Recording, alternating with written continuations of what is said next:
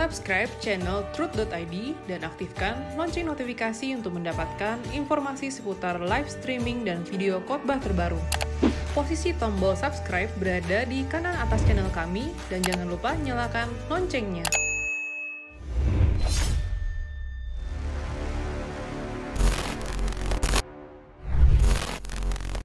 Oke, halo teman-teman Warrior Conference, apa kabarnya? Semoga baik-baik aja di rumah ya.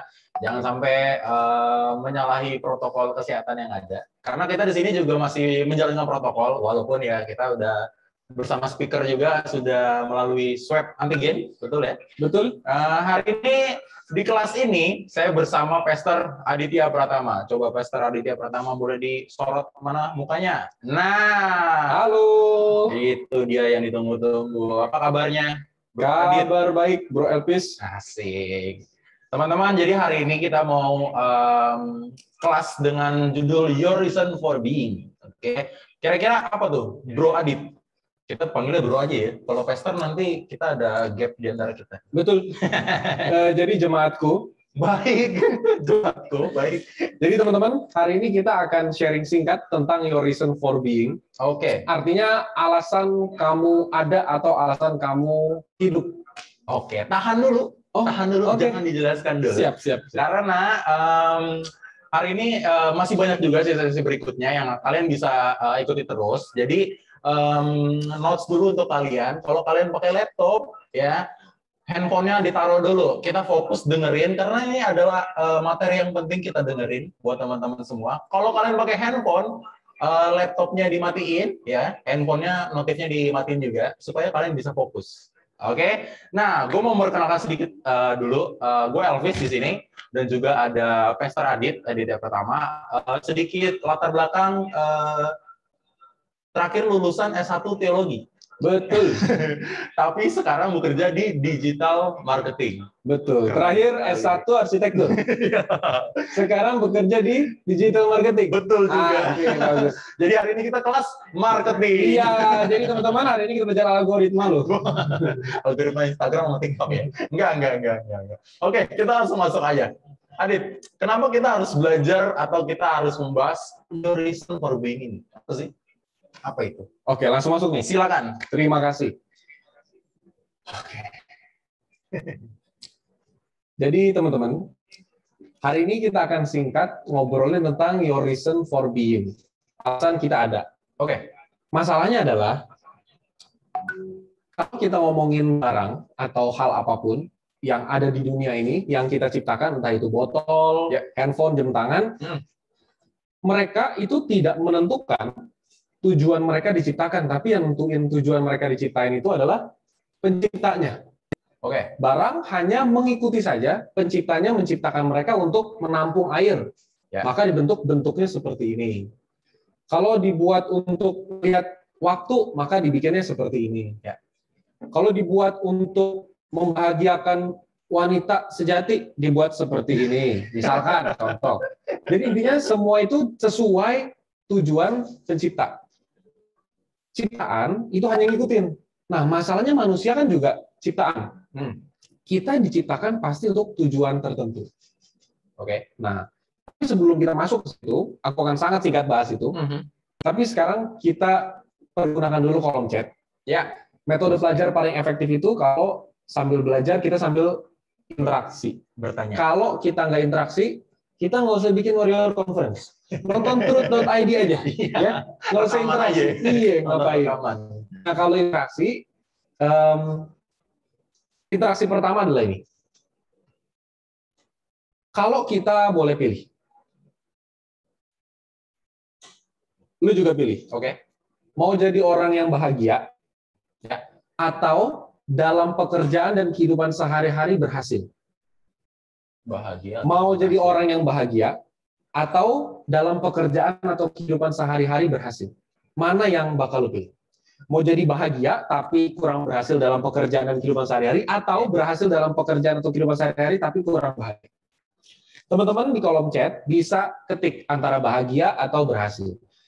Tentu percayalah, saya ini Rehoboth, jadi tidak mungkin bahas tentang kemakmuran dan keberhasilan gimana, tapi ini konteksnya kan kita pekerjaan sehari-hari, potensi bakat dan segala macam. Jadi pilihannya antara berhasil atau bahagia. Oke. Elvis pilih apa? Saya pasti bahagia. Oke. Bahagia dulu. Kenapa? Kenapa bahagia? Kenapa nggak pilih berhasil? Apa ya? Menurut gua gitu ya. Kalau berhasil tuh pasti pasti ada pengorbanan gitu kan. Dan kemudian pasti ada yang harus ada yang dikorbankan, ya, akhirnya menimbulkan rasa yang kurang bahagia gitu. Wow, Anda pintar mutar kata-kata ya. Luar biasa emang. Seperti itu mungkin. Iya, bagus. Iya, jadi lebih baik mungkin pilih bahagia dulu, nanti setelah itu pekerjaan. Ini satu doang, Pak, satu dulu. Oke. Bahagia saja ya, berarti ya. Itu dulu. Iya. Karena kalau kita nggak dikasih pilihan itu, kita pasti pengen semuanya. Pasti. Tapi faktanya kalau di dunia ini biasanya orang diarahkan untuk hanya memilih salah satu. Apakah mau bahagia atau berhasil dalam pekerjaan. Ya. Nah, itu adalah pertanyaan yang akan kita jawab hari ini. Oke. Gini. Kalau misalkan kita melihat tadi ngomongin ciptaan dengan tujuannya, kita tahu dari mana sebuah botol tanpa sebelumnya kita pernah tahu bentuknya, tahu dari mana sebuah botol diciptakan untuk tujuan menampung air. Kita lihat dari bentuknya kan, dia ada lubangnya, betul. Terus ada tutupnya, tinggal ditutup. Berarti dia tujuan untuk menampung sesuatu supaya tidak tumpah. Oke. Kalau kita lihat bus Transjakarta, busway jalanannya, kita lihat bus Transjakarta, tahu dari mana bus Transjakarta tujuannya untuk mengangkut manusia bukan barang. Coba, ini main kuis-kuisan nih. Dari bentuknya yang besar. Kan bisa taruh barang. Tahu dari mana kalau hanya melihat bentuk bus Transjakarta, kita tahu itu mengangkut manusia bukan mengangkut barang. Ada pemberhentian untuk manusia. Itu juga bisa jadi stasiun buat barang. Oh iya, betul juga. Coba lihat interior dalamnya. Ya, Kira-kira apa yang membuat itu buat orang, bukan buat barang. Ada tempat duduknya, ada pegangan tangannya. Luar biasa. Berarti kita lihat ada tempat duduknya, maka itu buat orang, bukan buat barang. Betul. Dan itu dibuat untuk mengantarkan orang-orang itu ke satu tempat dengan nyaman, tentu karena ada rodanya. Kalau nggak ada rodanya, dia nggak bisa ngantar. Betul. Artinya kita tuh ngelihat barang tertentu, terus kita lihat kira-kira ini tujuannya mau diapain. Masalahnya manusia, bentuknya sama semua. Nah, lihat Elvis, lihat saya. Kalau orang nggak pernah kenal kita sebelumnya, pasti pikir kita saudara. Betul, mirip banget ya. Mirip banget. Bisa dilihat ya. Iya. Jadi kalau dilihat nggak ada bedanya, maksudnya beneran kan? Betul. Kayak sekarang gue tanya, kalau misalkan lu kerja digital marketing, apakah hidungnya lebih mancung atau kan bingung kan? Tahu dari mana? Tapi masalahnya di dunia ini orang-orang itu ada yang memang punya keahlian khusus. Ada orang-orang yang kalau disuruh nyanyi, dia nyanyinya suaranya bagus banget. Disuruh main piano, pianonya gila banget. Ada yang jadi dokter, ganteng banget. Ada yang jadi dokter, memang benar-benar detail banget, teliti banget. Ada orang yang memang jadi IT, codingnya benar-benar rapi banget. Nyatanya nggak semua orang bisa melakukan semua hal. Tapi biasanya setiap orang punya 1-2 hal khusus yang dia kerjakan bisa lebih maksimal dibandingkan yang lain. Tapi tahu dari mana? Karena kalau dari fisik, kita semua sama. Apakah Tuhan bermaksud kita untuk melakukan semua pekerjaan yang sama? Nyatanya enggak. Semua kita punya bakat, potensi yang berbeda-beda. Semua pasti punya bakat. Mungkin ada yang 1, ada yang 2, ada yang 5, ada yang banyak. Kalau ngerasa belum punya bakat, bisa jadi memang hanya belum tergali dan segala macam. Seringkali yang ngomongin bakat dan potensi, masalahnya adalah bakat dan potensi itu, menurut aku ya, itu hanyalah sebenarnya segala sesuatu yang dari kecil atau dari awal kita suka. Gara-gara kita suka, makanya kita jadi berbakat. Contoh, ada orang suka main piano. Karena dia suka main piano, dia main piano sehari bisa 6 jam, 8 jam. Kalau orang memang nggak suka main piano, di-les-lesin nih. Dikasih les-lesan, seminggu 2 kali, 3 kali. Ya tetap aja. Jago sih, bisa main. Tapi ya nggak sehebat mereka yang memang sehari latihan bisa 6 jam, 8 jam. Dan latihannya karena memang suka. Kalau yang satu yang di-les-lesin, mamanya harus ngomong, ayo dong, udah lesnya udah mulai kok belum berangkat. Kalau yang satu, udah dong, jangan main mulu, pusing di rumah bunyi piano terus. Nah, Akhirnya dianggap anaknya ini lama-lama berbakat. Ya iyalah, dia pasti bisa melakukan lebih maksimal dari yang lain karena dia memang suka di situ. Dia latihan terus. Ya beda orang setiap hari main piano 6 jam, main selama 6 tahun, ya pasti beda. Jadi sebenarnya bakat itu kan apa yang awalnya kita suka. Dan uniknya kalau kita suka dan kita punya kompetensi di situ, kita ngerjain asal-asalan aja hasilnya bagus. Jadi kalau kita ngerjain sesuatu asal-asalan, hasilnya bagus, apalagi serius gitu ya, kita jadi suka nggak sadar kalau itu bakat kita, karena kita ngerjain asal-asalan. Misalnya Elvis suka ngedesain gambar, karena arsitektur waktu itu kan, ngedesain gambar. Mungkin waktu lu cuman, ya udah selesai ujian nih, masih ada kertas coretan, kertas coretannya lu gambar-gambar. Teman-teman bilang, Fis, gila gambar lu bagus banget. Lu ngerasa, biasa aja, bukannya mau ngerendah apa, karena lu juga ya cuman asal-asal aja nyoret-nyoret, tapi bagus. Betul. Nah, itulah kenapa sering orang bilang, saya nggak tahu saya punya bakat apa. Karena dia cuma asal-asalan bagus, dia masa sih itu bakat gue. Padahal sebenarnya bakat itu paling gampang kalau kita ajak teman ngobrol atau orang tua, mereka yang bisa melihat, kamu beda, ini kamu begini aja bagus, oh gitu ya. Bayangin, kalau setiap manusia itu fokus mengembangkan bakatnya, dia bahagia dong. Kan dia suka. Dan kalau dia kembangin bakatnya, dia pasti berhasil. Karena itu di bagian di mana dia punya keterampilan yang luar biasa. Berarti sebenarnya Tuhan tidak pernah menciptakan manusia tanpa bakat.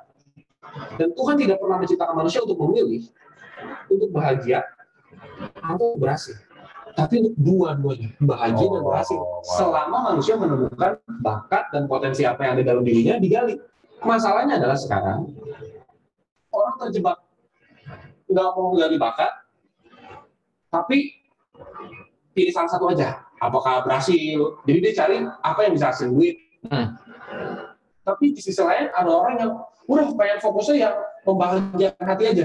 Padahal sebenarnya membahagiakan hati itu kalau diarahin dikit bisa hasilin duit. Maksudnya kurang lebih begitu.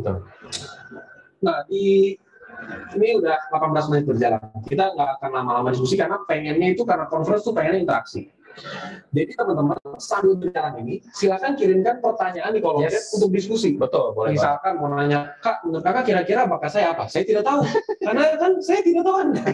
Tapi kalau pertanyaan yang lain mungkin saya bisa jawab. Boleh banget. Nah, tapi tadi ngomongin tentang potensi dan bakat. Yang pasti kita kadang-kadang kan hidup di dunia yang ini truth nih, konteksnya truth. Kita hidup di dunia yang lebih banyak hal rohaninya. Kalau teman-teman lain ibadah paling seminggu sekali, kita kan di truth ada segala macam. Banyak. Waduh, gua ingat banget lah zaman-zaman Elvis itu masih sibuk ke gereja. Betul. Sama gue juga sibuk ke gereja. Setiap hari. Selasa kita SK. Betul. Rabu kita komsel. Kamis kita ada bakat bermazmur. Atau ada acara-acara lain. Wanita segala macam, wanita surgawi. Jumat kita PA. Sabtu kita reformasi.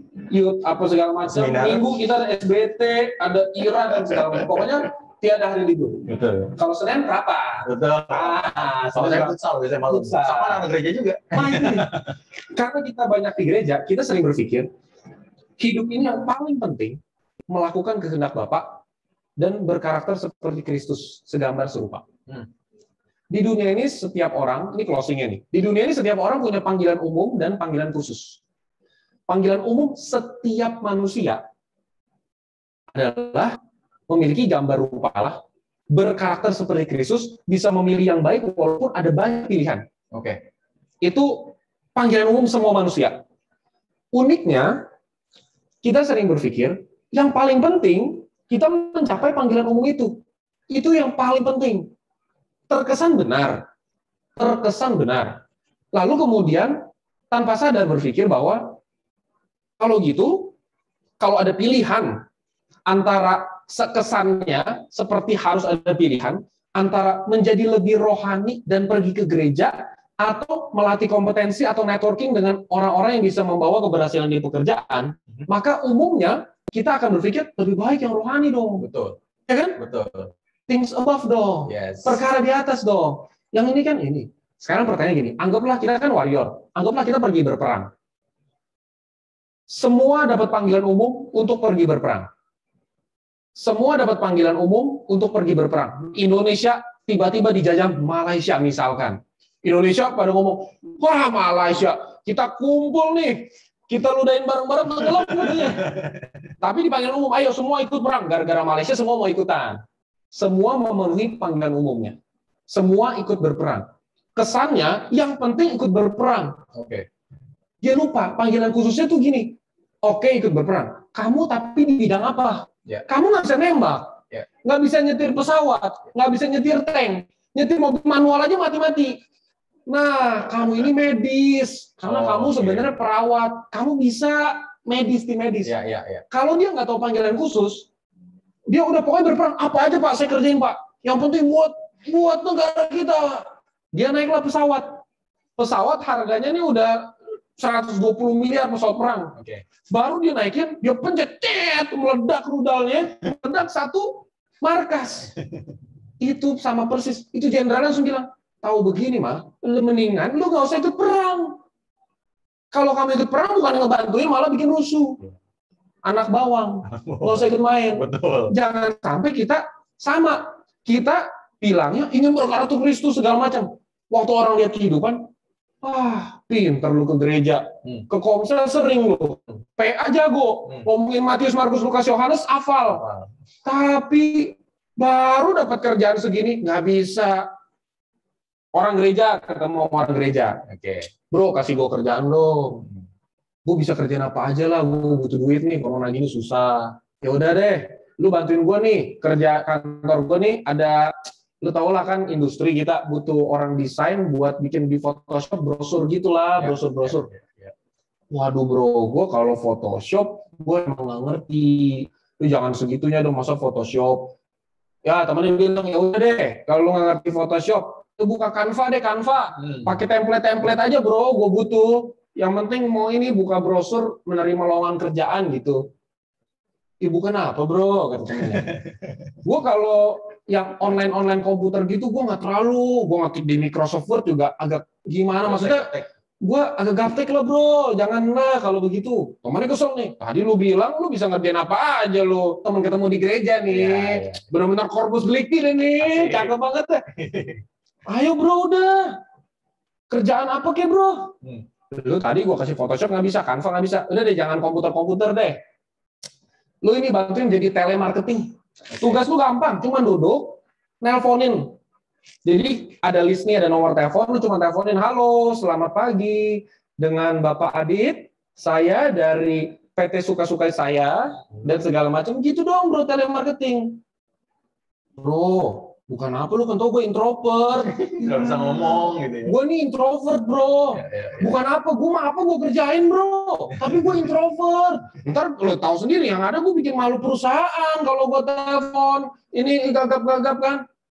Wah temannya udah mulai nih, wah nih orang kok begitu, tadi katanya mau ngerjain semua, katanya semuanya bisa. Dia bilang, udah gini deh bro, gue udah capek. Lu jadi supir gimana deh, nganter barang dari industri 1 ke industri 2, naik truk. Ya, lu kan tahu barusan gue udah ngomong bro, naik mati kayak itu mati-mati. Akhirnya temennya udah di terakhir. Oke ini kerjaan terakhir deh. Lu mau nggak mau terserah lu. Lu kalau ngasih nggak bisa juga konyol. Lu office boy. Bersihin WC. Cuman itu doang. Nggak usah ngomong. Lu introvert kan? Nggak usah ngomong lu. Nggak usah ketemu orang. Nggak usah pegang komputer. Bersihin WC lu.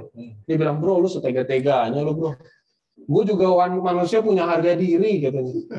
Temennya tersinggung, semua orang kantor tiap Jumat tiket bersihin WC bro. Kenapa lu bilang ngomongin harga diri nih? Direktur manajer juga di sini bersihin WC kalau misalkan piket hari Jumat. Wah bro, kalau gue jangan gitulah bro. Udah lo bro, gue coba cari kerjaan lain deh. Temennya kesian kan, bro lu tuh kan gue tahu mama lu sakit, butuh obat segala macam, lu butuh duit kan. Udah deh, ini daripada lu nggak bisa kerja sama orang begini, apa-apa juga lu nggak mau, gengsi lah. Nggak bisa lah, dan udah lu ngegojek aja deh bro, paling beres deh, paling aman. Wah, dijawabnya begini, bikin mau teman-teman menyambut apa itu bro, lu tahu gue kan, gue ngapal jalan susah. Ntar habis belok kiri belok kanan, belok kiri lurus, belok kiri belok kanan, gue nggak bisa balik. GPS mah sering error. Lu tahu handphone gue bro, handphone lu main PUBG sama ML barengan bisa lu. Mobile Legends sama PUBG barengan tuh. Dipisah sekarang bisa lu. Kenapa sekarang cuma pakai nyalain GPS Gojek nggak bisa? Ngapal jalan nggak bisa? ngapel dari Tangerang ke Kelapa Gading jalan lu. Nah itu dia. Jangan sampai itu yang malaikat bilang, nih orang gara-gara dia Kristen, orang lihat Kristen ke kualitas. Oke. Jangan lebih parah lagi, katanya Corpus Delicti. Tapi begitu. Nah itulah kenapa ngembangin bakat itu sama pentingnya berhasil di pekerjaan, sama pentingnya dengan berkarakter Kristus. Karena mana mungkin kita bilang kita berkarakter Kristus kalau pekerjaan sehari-hari kita nggak bisa becus jalaninnya. Oke. Itulah kenapa hari ini kita ngomongin tentang itu, bro. Nah, gua rasa sih Bang Kuku lebih pendek dari gue. Iya, Jadi gue dulu kayaknya. Boleh dinaikin dulu. Nah, Oke. waduh. Nah, baru sejajar nih. Tadi kan gue ngomongin perkara yang di bawah. Oh, betul. Sekarang ngomongin perkara yang di atas ya. Oke, silakan. Jadi teman-teman kalau ada pertanyaan silakan dikirim ke Q&A. Ya. Kita sekarang udah mulai sesi pertanyaan. Oke. Oke, udah ada beberapa pertanyaan. Siap. Cuma gue mau nanya dulu sedikit. Apa tantangan dari, kan kita pasti mau nyari bakat, kita mau memaksimalkan potensi gitu kan. Seringkali ada tantangan tersendiri, misalnya nggak direstuin orang tua, atau kepentok budget, Oke. atau apa ya, nggak ada yang bisa ngajarin. Ya, setuju. Bagaimana kita bisa melewati itu gitu? Setuju. Dari semua cuma ada dua hal tentang mencari bakat itu yang ada tantangannya. Oke. Satu, Indonesia mencari bakat sudah nggak ada. Satu. Yang kedua, enggak ya. Yang pertama tuh ini masalahnya. Seringkali kita tuh ketemu sama orang yang punya tes bakat tuh menurut gua nih ya, Ya. ngaco. Kenapa ngaco? Di sekolah gua ada waktu itu tes bakat dari sidik jari. Oke, baru tahu. Tes bakat dari sidik jari. Baru tahu banget. Nah, menurut gua tuh ya, kalau lu pakai tes bakat dari sidik jari, ntar yang ada lu pulang dari situ lu aneh-aneh gitu. Mah, aku udah tes bakat dari sidik jari. Woi, aku bakatnya jadi presiden katanya. Soalnya di situ pilihannya cuma presiden, pilot, insinyur, sama pengacara, sama dokter.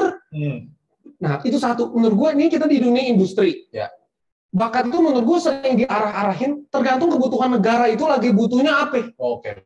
Negara lagi butuh akuntan. Betul. Semua kayaknya tuh ya, tes bakat rata-rata orang kok akuntansi semua. Contohnya itu, intinya suka ngaco gitu ya, tahu bakat dari mana. Padahal bakat sesimpel, lu suka ngelakuin apa selain rebahan? Ya. Suka ngelakuin apa selain rebahan yang bisa menghasilkan uang? Kalau itu bisa suka dalamin, itu bakatnya bisa jadi berkembang. Itu sebenarnya nggak usah pusing. Masalah kedua adalah seringkali di dunia nyata sudah terlanjur ikut teman. Gue tanya teman-teman, lu kenapa masuk IT? Lu kenapa masuk akuntansi? Karena teman-teman. Lu kenapa masuk arsitektur? Suka. Gue masuk seminari. Kenapa? Grand. Enggak. Gue nggak kenal Grand. Gue nggak kenal dia sebelumnya. Tapi intinya adalah sering gitu. Udah terlanjur salah masuk. Ya. Nah, masalahnya kalau gitu menurut Bro Adit, kita mencari bakat. Kalau gitu saya mendingan nggak usah ngelanjutin apa yang saya kerjain sekarang. Yang penting saya hidupin di bakat saya supaya saya bahagia dan saya berhasil. Ya. Masalahnya kan kita hidup di dunia nyata. Gue tanya, bakat lo apa? Saya ini bakatnya mau jadi sutradara seperti Joko Anwar. Serat. Bagus. Gue demen orang yang bermimpi tinggi. Gue suka kesel kalau orang nggak berani bermimpi. Mimpi gratis dia nggak berani. Kalau udah bayar gimana? Kalau orang dia dikasih kesempatan nih, gue pengen jadi sutradara kayak Joko Anwar, tapi gue sekarang kerjanya akuntansi. Oke. Gue bakal bilang, depan mata lu ada apa? Akuntansi. Kerjain yang maksimal. Oke. Prinsip orang Kristen, apalagi kalau Corpus Delicti, prinsipnya udah pasti kalau disuruh jalan 1 mil, jalan 2 mil. Disuruh kerjain 1 kerjaan, kerjain 2 kerjaan. Kalau disuruh bikin 10 video, lu ngedit 20. Atau bikin 10 yang terbaik banget. Intinya, lu maksimalin dulu aja apa yang depan mata. Pasti dong punya waktu kosong dong. Di waktu kosong, ya belajar deh tuh tentang perfilman. Ya. Oh, apa sih sinematografi? Apa sih lighting gimana sih? Apa sih namanya scriptwriter dan bla bla bla bla. Lu pelajarin di waktu kosong. Nggak mungkin nggak ada waktu kosong dong. Pasti. Itunya lu sambil jalanin dulu depan mata adanya apa akuntansi, udah jadiin duit, tapi lu maksimalin. Nanti nggak pernah tahu, tiba-tiba ternyata film paling booming lu adalah The Accountant. Oke. Ngerti nggak? Misalkan dulunya dia kerjanya sebagai orang perkapalan. Dia pengen jadi sutradara film. Dia depan mata dia cuma kerjaan perkapalan. Gue udah terlanjur. Ya udah maksimalin. Ternyata nanti bisa bikin film Titanic. Maksud gue adalah lu nggak pernah tahu kalau lu maksimalin bakat lu nanti bisa connect-nya kemana. Yes. Ya udah jalanin aja. Oke. Menurut gue itu dua masalah dan sekalian sama dua solusi. Oke. Mantap sekali. Lanjut. Lalu gimana kalau misalnya bakat itu kita udah pengen nih, gue punya bakat nih, gue udah pede di sini, tapi prospeknya nggak jelas atau prospeknya di negara kita masih kurang gitu. Menarik. Gimana? Kalau di Indonesia paling banyak tuh musik. Betul. Orang bilang musik itu nggak ada duitnya. Ngapain sih ngeband misalnya gitu? Iya. Nih kalau gue ya, kita kan hidup di dunia nyata bukan dunia imajinasi. Di dunia nyata, gimana pun sering banget nggak seideal yang kita ngomongin di sini. Tapi karena kita sama-sama hidup di dunia nyata, kita jadi bisa balancing juga. Contoh, kita punya bakat yang nggak bisa kita hasilin duit dari situ. Ya. Itu sebenarnya bisa dialihin jadi hal yang lain yang bisa hasilin duit, tapi masih satu core bakat. Contohnya nih, gini. Ini hidup gue pribadi. Gue waktu itu masuk seminari, gara-gara pengen tahu Kristen apa sih, Katolik itu apa sih. Pokoknya gue agak sedikit ateis, tapi takut mati. Bukan panggilan ya? Ada paksaan hati. Siapa tahu ada tiba-tiba cahaya putih gitu. Berharapnya begitu, tapi ternyata kisah tidak sekeren itu. Ya. Oke, tapi mungkin nanti kalau gue udah bikin biografi dan film gitu, nanti bisa diganti-ganti. nggak bisa ya. Yang pasti nggak sekeren gitulah. Pokoknya waktu itu gue cuma dengar satu pendeta, namanya Theo Pramono, di gereja yang menurut gue nggak terlalu ini, tapi dia bilang, jangan berpikir kalau Kristen pasti masuk surga. Orang yang masuk surga itu yang melakukan kehendak Bapa. Waduh, bukan Om Eras, Theo Pramono. Ternyata muridnya Om Eras di Seminari Bethel. Makanya gue mulai tertarik sama Kristen Katolik. Tapi waktu masuk situ belajar-belajar, gue memang Tadi ngomongin pertanyaannya apa konteksnya? Bakatnya nggak bisa dapat. Nah, gue punya bakat dari kecil adalah suka banget menganalisa dan gue pengen banget jadi detektif. Sebenarnya itu cita-cita ultimate gue. Detektif swasta Aditya Pratama. Gitu loh. Gue pengennya punya kartu nama private detective. Kayaknya kayak ini, gitu. Gue nggak butuh duit. Gue yang penting bahagia. Gue prinsipnya dulu gitu. Gue nggak butuh duit banyak. Yang penting kalau ada apa-apa, run, kemari run. Sini Cikudo. Ya. Gue pokoknya suka banget. Wih beneran. Dunia gue dulu cuma itu. Gue sampai ketika lulus, gue cari Untar daftar hukum karena gue pikir di Indonesia itu kalau mau jadi detektif, lu masuk dulu hukum S1, habis itu lanjut ke kepolisian, jadi detektif di kepolisian, habis itu mundur sebelum lu kumisan dan gendut, mundur jadi sini Cikudo. Dulu pikirnya gitu. Dunia nyata kan nggak begitu kan? Betul. Lu mau jadi detektif swasta, mau nyelamatin nyari kucing hilang lu. Kucing orang pik yang kaya hilang nih, cari lu. Gue cari yang mirip aja. Sama kok ngeongnya. Berarti bisa bedain. Bisa bedain. Nah, maksud gue seringkali begitu, nggak sesuai nih. Nah, kalau udah kayak begitu, gue cari apa core dari bakat gue. Core dari bakat gue sangat suka menganalisa. Karena kalau detektif kita punya kesukaan namanya ilmu analisa deduktif. Sepatunya berlumpur. Dia baru saja 10 meter dari sini pergi ke tempat yang becek, yaitu parkiran motor. Kayak gitu-gitu. Dihirup gitu. Iya. Tapi tadi lewat parkiran motor sebenarnya ada kecelakaan. Dan dia jaketnya tidak. Kayak gitu-gitu lah.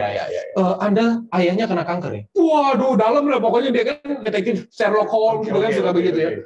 Nah, gue mulai suka nganalisa. Dari dulu tuh, suka nganalisa sesuatu. Kalau ada satu hal simpel, gue berusaha analisa. Kenapa ya kursinya agak miring? Kenapa ini begitu? Kenapa ini begitu? Selalu gue pikirin.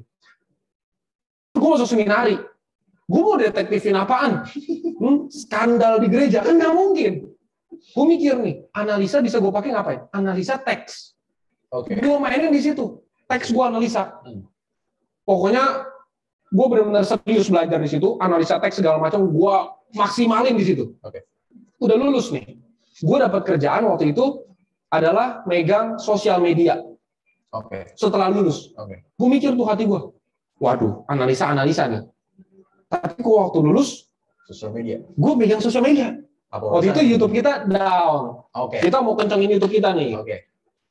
Masalahnya kan gue kebetulan nggak dilatih tag keyword, SEO, WordPress, CMS, nggak ada tuh. Belum ada mata kuliahnya. Nah, gue mikir, Tuhan, aku punya bakat itu adalah menganalisa. Aku udah maksimalin bakat aku di menganalisa teks. mau segala macam biblika sistematik apapun dah. Tapi kenapa sekarang kerjaannya adalah ngupload YouTube sama ngupload website truth.id/voice gitu kan?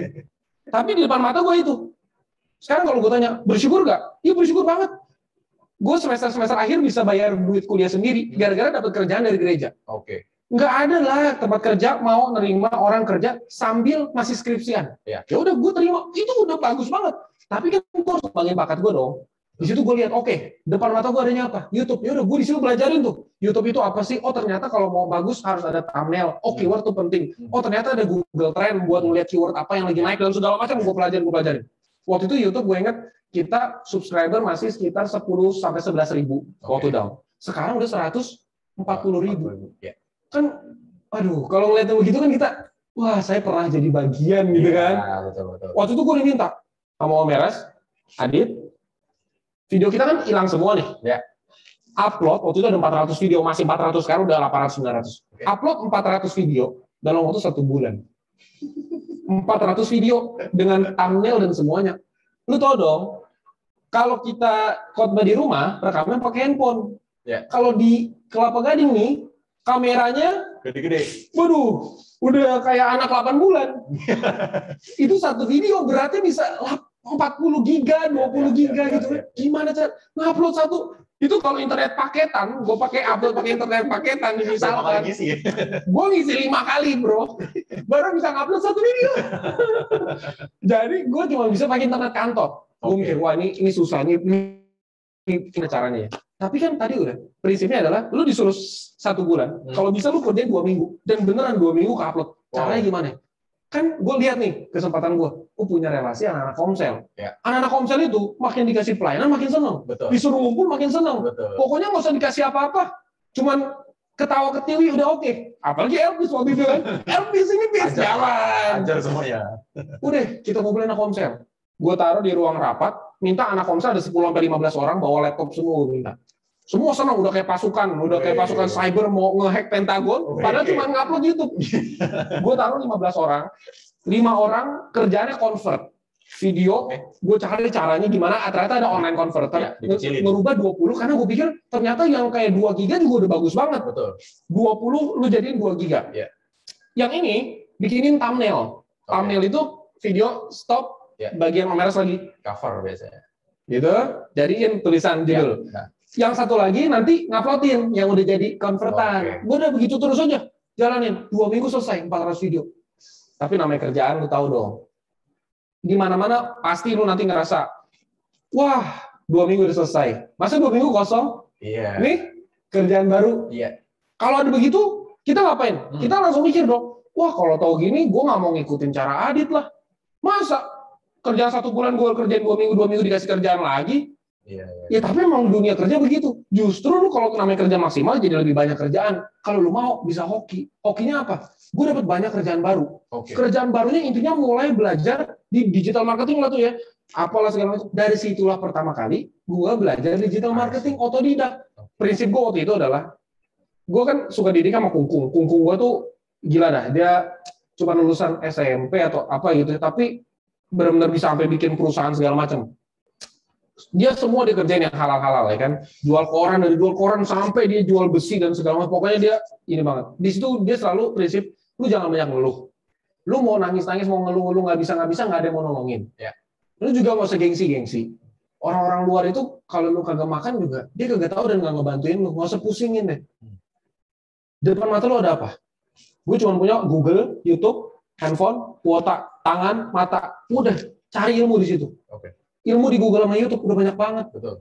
Lu mau bakat apa sih yang kagak ada di situ?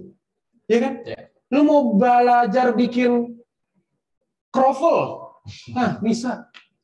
Croissant waffle. Apa ada semua yang segala macam aneh-aneh. Lu bisa banget belajar di YouTube sama Google.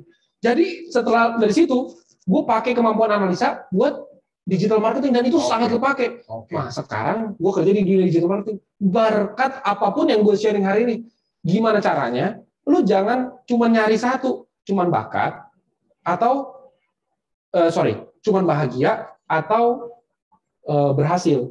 Kalau lu ngembangin bakat, lu akan bisa dua-duanya. Dan tujuan dua-duanya balik lagi kan motivasinya tentu buat kerajaan sorga, proyek keselamatan lagi. Cuman jangan mengecilkan hal-hal yang disebut pekerjaan sehari-hari. Karena itu sama pentingnya.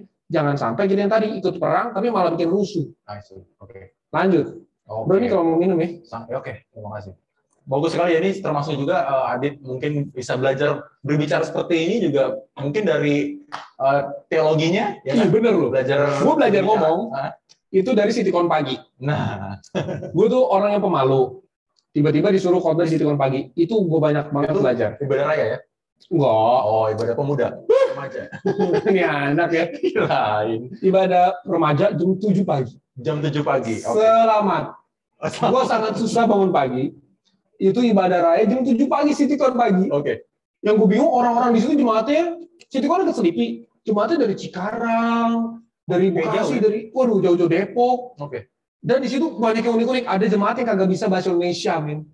Cuma bisa bahasa Inggris. Oke. Namanya Brave. Itu benar-benar cuma bisa bahasa Inggris. Gue belajar bahasa Inggris pagi-pagi di situ, bro. Tapi lu gila, hari ini kepake. Gue bawa seminar, waktu itu seminar benar-benar harus full Inggris. Gue cuma ingat, Sitikon Pagi aja gue bisa, ya kan? Yes. Tapi ini anak ngomongnya bukan cuma bahasa Inggris.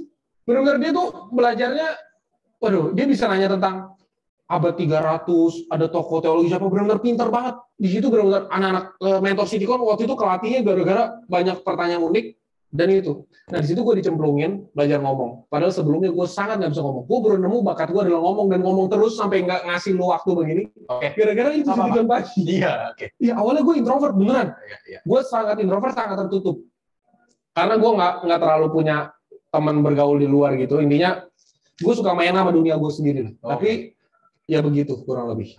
Jadi kadang-kadang bakat muncul kalau ada paksaan bisa juga. Betul. Jadi jangan apa ya, jangan terkucilkan dengan prospek kerjanya kurang. Ya mungkin potensi kerjain dulu potensinya di situ, kerjain apa yang lo kerjain. Iya. Dan cari-cari kayak irisannya bisa kemana sih?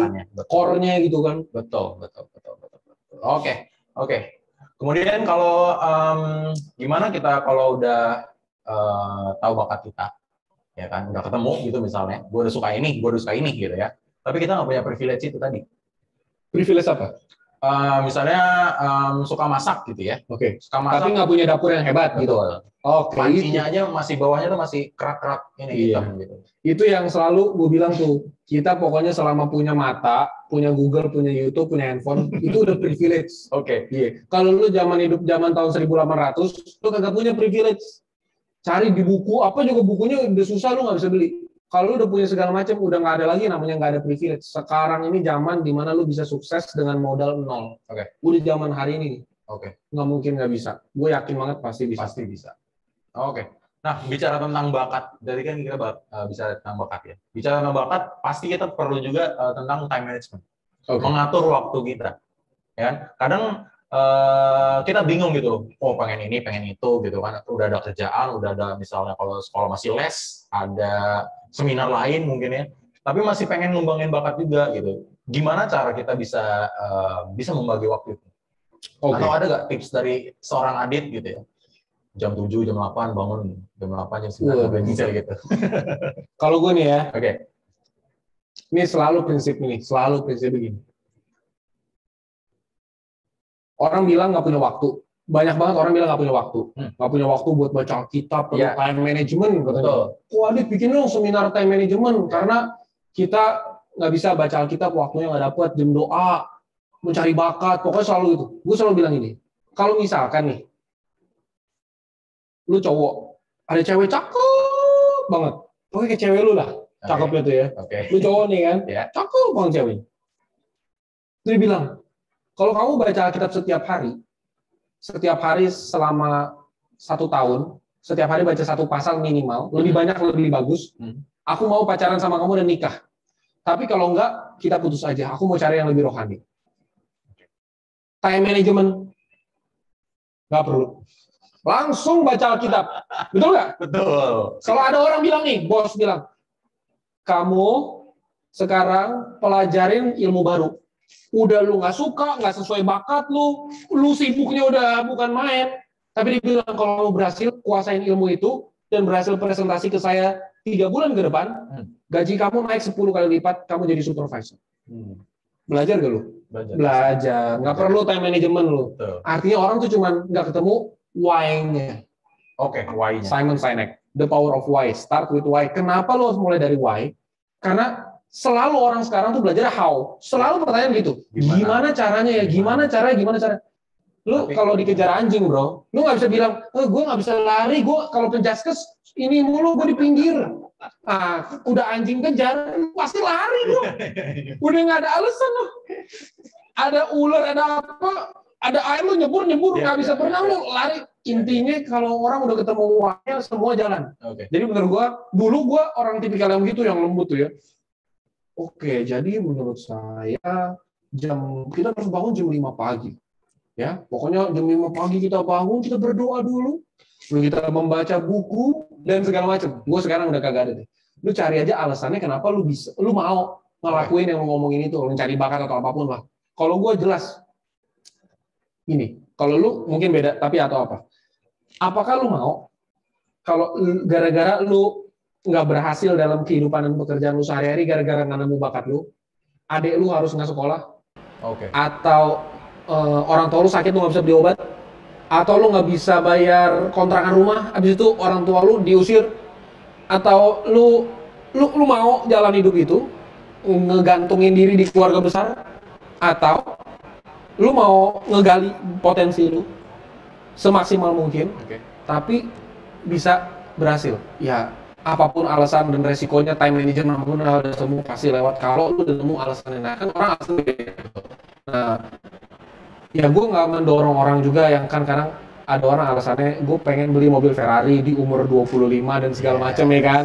Ya terserah dah, orang bebas ya masing-masing. Tapi menurut gue sih, kalau alasan lu cuman kayak model-model begitu-begitu, nanti yang ada lu kecebur. Karena kan kalau cuma mau mobil Ferrari, nanti orang nggak nyari bakat atau nggak kerja keras, cuma nyari pesugihan atau nyari om dan tante gula. Jadi shortcut ya. Nah, jadi menurut gua yang penting itu dari awal motivasinya udah benar. Setelah itu udah dapat motivasi yang benar, semua jalan bisa lu cari. Makanya gua kalau ketemu orang yang selalu nanyanya how gitu ya, menurut kamu time management gimana ini? Biasanya dia baik, tapi biasanya menurut gua dia why-nya aja belum kenceng. Kalau udah ketemu kenceng why-nya, udah nggak ada, langsung jalan pasti. Temukan why-nya dulu. Betul. Alasan dibalik semua itu. Sip. Nice. Kemudian kalau kita udah tahu bakat kita apa tadi kan, kita udah tahu why-nya apa, ya. Tapi seringkali atau kita suka mikir ini kehendak Bapak atau bukan? Ini kehendak Tuhan atau bukan? Ini menarik nggak menjalankan ini atau enggak? Ini menarik banget nih. Gimana itu? Ini karena kita orang robot, kalau nggak tahu istilah Coram Deo nih, ini jangan ikut Warrior Conference. Cari dulu. Iya, tapi kali ini gue jelasin dikit deh ya. Silakan. Biasanya dia di robot tuh kita ada istilah Coram Deo. Apa-apa yang kita pikirkan, katakan, lakukan tuh harus Coram Deo. Benar-benar sepikiran perasaan dengan yang Bapak inginkan gitu. Harus Coram Deo.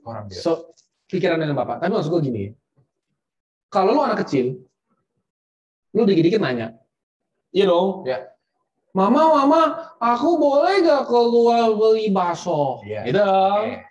Mama, aku mau main sepeda. Gitu dong. Pasti. Nah, kalau lu udah umur 40, lu masih kontak orang tua lu nanya, Mama, aku mau cium istri aku nih. Mama, aku pengen deh punya anak laki-laki. Boleh gak? Orang tua lo akan bilang apa? Lu kayaknya belum siap dewasa lo. Masuk perut lagi ini gimana? Orang kalau masih rohani anak-anak, makanya gue bilang, Coram Deo tuh bagus. Tapi kalau lu salah ngerti, kesannya jadi apa-apa harus nanya. Gue nggak salahin orang bergumul terus-menerus, bertanya terus-menerus ketika berdoa. Masalahnya lu berharap apa? Dari langit keluar suara. Kan enggak. Yang gue suka kesel adalah, dia nanya. Giliran Tuhan jawab, dia kagak mau denger. Maksudnya, lu nanya lewat apa? Lewat doa dong. Pasti. Lu kalau mau denger lewat apa? Baca Alkitab dong.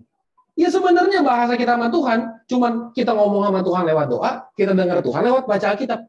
Sekarang lu nanya, ini boleh gak, ini boleh gak? Oke lah, gue anggap kita semua masih anak-anak, masih belajar. Belum dewasa, belum. Lu nanya. Terus Tuhan jawabnya gimana caranya menurut lu? Baca Alkitab, bolong-bolong. Pun bolong-bolong, cuman sekali baca juga Ya, lu berharap apa sih dari baca satu perikop gitu? Aduh, lu kalau ada cerpen nih bro, cerpen cerita pendek namanya cerpen. Cerpen itu satu halaman bobo. Ya. Ya kan, satu halaman bobo, kadang-kadang 2 halaman kalau lagi ngomongin Nirmala. Oke. Nah, Oke. kalau ada 2 halaman, kalau kita bagi perikop, itu bisa jadi 5-6 perikop. Lu mau masa baca satu cerpen 1 minggu, 1 hari 1 perikop?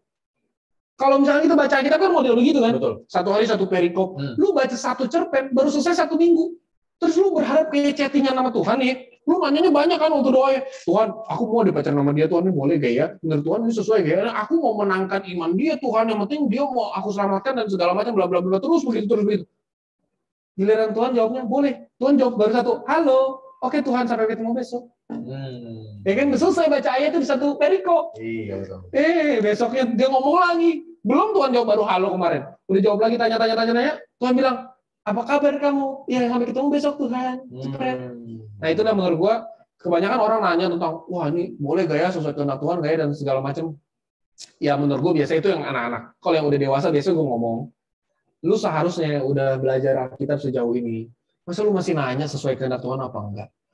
Kehendak Tuhan udah jelas. Lakukanlah segala sesuatu yang kudus, yang adil, yang baik, yang bijak. Udah pasti. Lu nanya, tapi ini korupnya kecil kok. Aduh. Kenapa kursi gue makin pendek? Nah. Oke. Lanjut. Oke. Nice. Very nice. Nah, kalau kasusnya lagi, ada lagi kasusnya kalau orang ini terlihat atau dia merasa dirinya biasa-biasa aja, nggak suka apa-apa, nggak bisa apa-apa. Gimana kita cari bakatnya? Lu jago banget begini-begini. Jadi Corbusier itu terkenal bukan karena dia pinter, tapi dia bisa menggali orang lain. Iya. Lu punya skill yang hebat. Gila. Bikin ya, plusnya. Ini hamba Tuhan udah ngomong ya. Hati-hati lu. Lu buatan ya. Kalau orang ngerasa dirinya biasa-biasa saja, apa yang harus dia lakukan? Ya. Nih ya, gue selalu ngomong. Orang yang benar-benar belajar sesuatu, dia pasti merasa dirinya biasa-biasa saja. Kalau orang tidak benar-benar belajar sesuatu, dia pasti ngerasa dirinya lebih hebat dari yang lain. Oke. Lu misalkan nih, digital marketing, ya kan?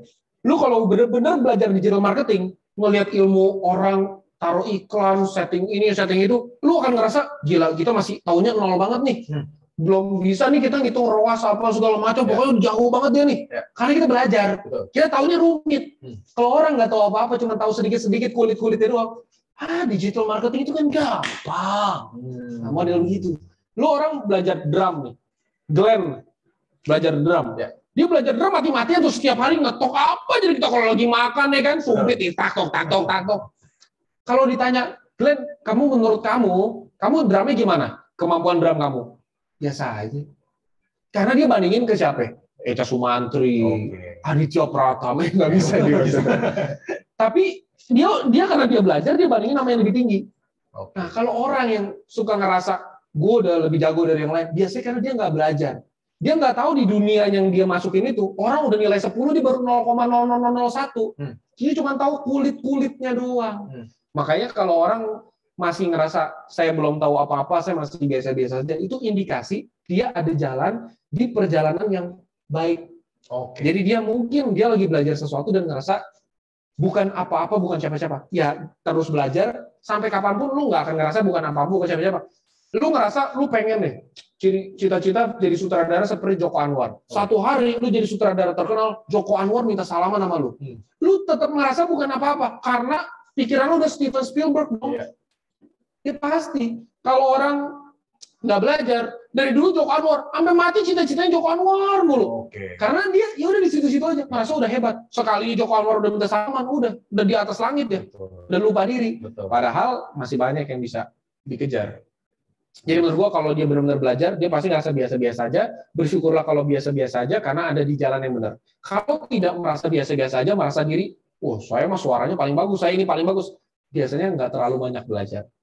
Seperti ilmu padi, kian berisi, kian mahal. Ya, kian berenduk juga. Mantap sekali. Terus kemudian ada juga udah punya cita-citanya gitu ya. Tadi bilang ada Steven Spielberg atau mau jadi Joko Anwar gitu ya. Tapi seringkali pikiran kita tuh pesimis.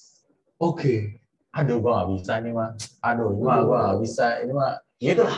Adalah banyak yang pasti kayak gitu, pesimis. Itu gimana menanggapinya atau mengatasinya? Oke. Menarik. Karena itu sebenarnya pengalaman hidup sehari-hari kita pasti ya. Lu lulusan arsitek pasti dah ngerasa, aduh ini bukan dunia gue nih, digital marketing nih. Yang lain udah belajar, gue boro-boro. Gue seminari. Waktu gue keluar ada satu hamba Tuhan yang di sini, ya semua orang hamba Tuhan maksud gue ini pembicara gitu ya, yang sangat gue hormatin. Dia pembicara bilang, Adit kamu ini lulusan seminari, kamu mau daftar kerja di mana?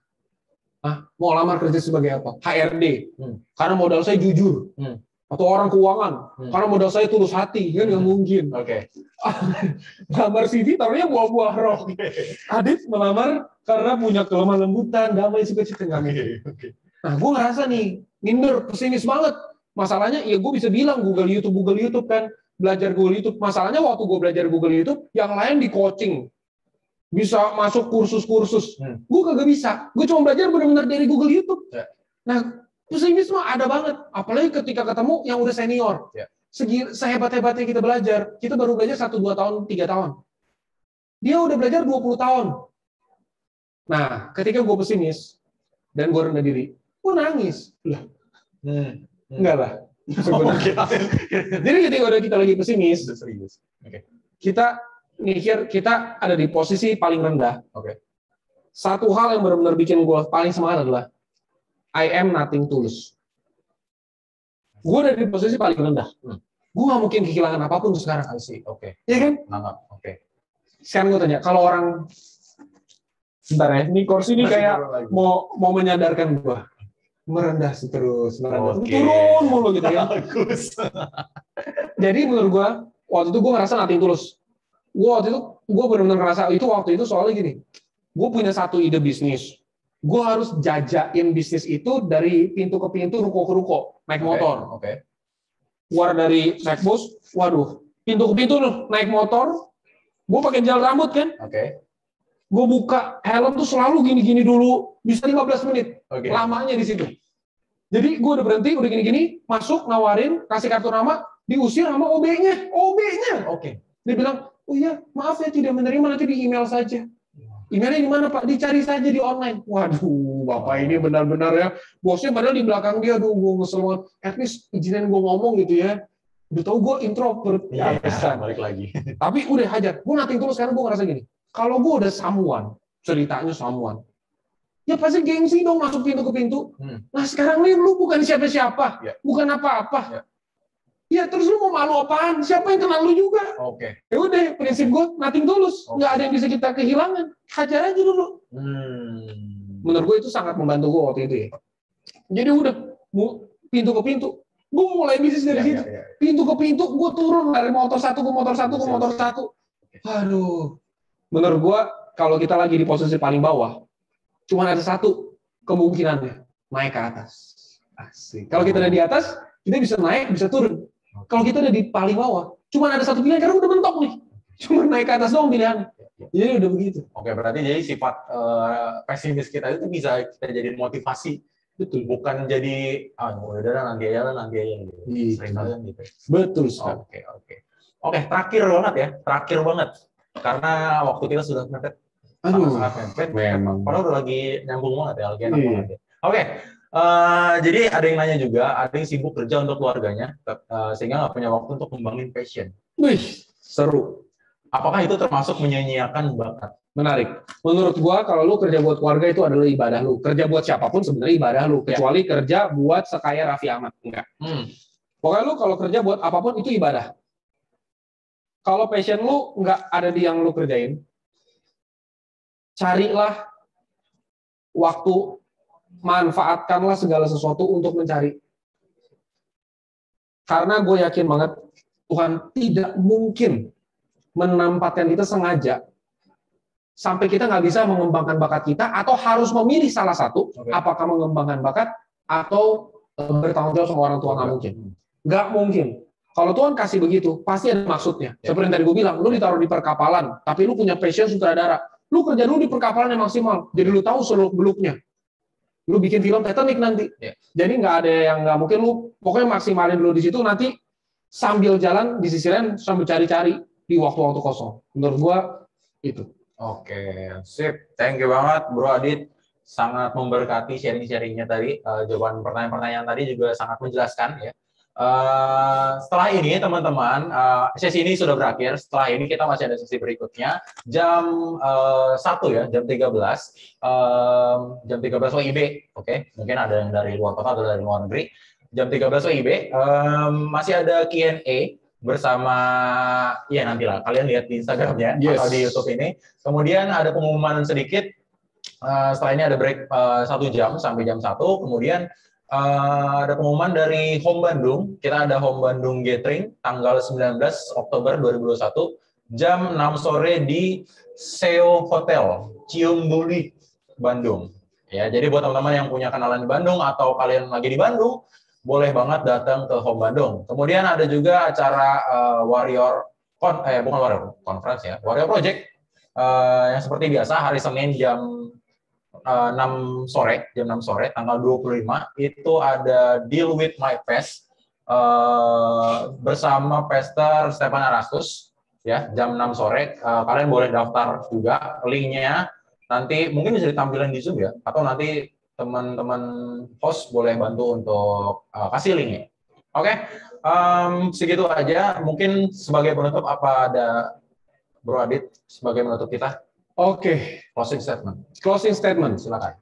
Sebelum closing statement, nanti yang acara kelas jam 1 ya. WIB ya. itu nggak dibagi kelas dulu. Oh ya. Kita akan nyatu di Truth ID ya. Betul sekali, di nyatu YouTube. Di jadi, YouTube. Bukan di Zoom, tapi kita ke YouTube ya. Yes. Dan bersyukurlah kita ikut kelas B, karena B itu artinya be perfect. Be perfect. Betul ya. Mantap. Berarti kita memang sudah sesuai visi Rehoboth, dan di Rehoboth ada B-nya. Apa tuh? Enggak B, Rehoboth. Ada B.